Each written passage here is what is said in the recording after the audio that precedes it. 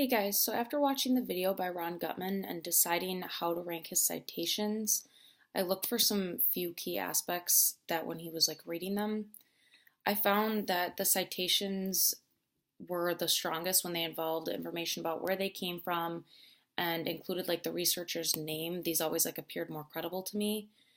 For example, the two citations that I ranked first were both included these aspects. They included the name, where it came from, and or the study it involved if it was a study. Um, on the other end of the spectrum, the ones that I said were least credible were the ones that did not come from a study, and they just kind of seemed like opinions to me, even though they probably weren't. He just never cited them. So something I would do differently if I was giving this speech is I would have included the sources for all of my information to appear like more of a credible speaker.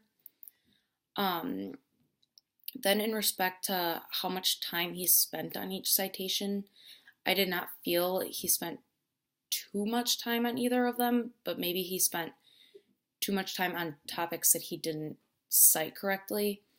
However, this could have been a negative impact on a speech if somebody else was doing it.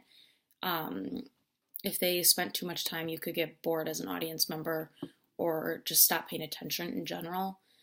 So, even if a speaker has high credibility, I think they should include citations because the audience will not necessarily believe their credibility. They might take the speech a little less seriously if the information and this information is always stated from somewhere else or started somewhere else because these people didn't come up with theories and all that stuff.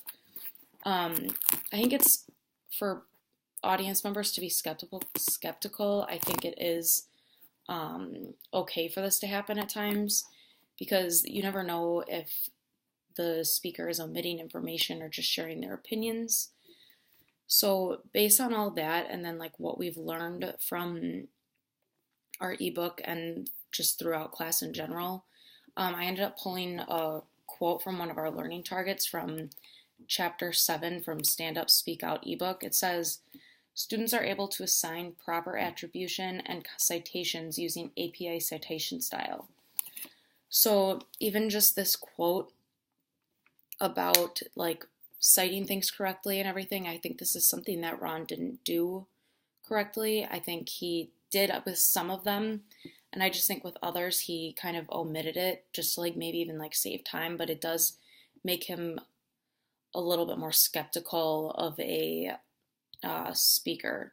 So I think that that's something that I really took into account when I was putting my ranking in order. So if all of you guys want to share your opinions on my rankings, I'll be looking forward to seeing all of you guys. Thanks.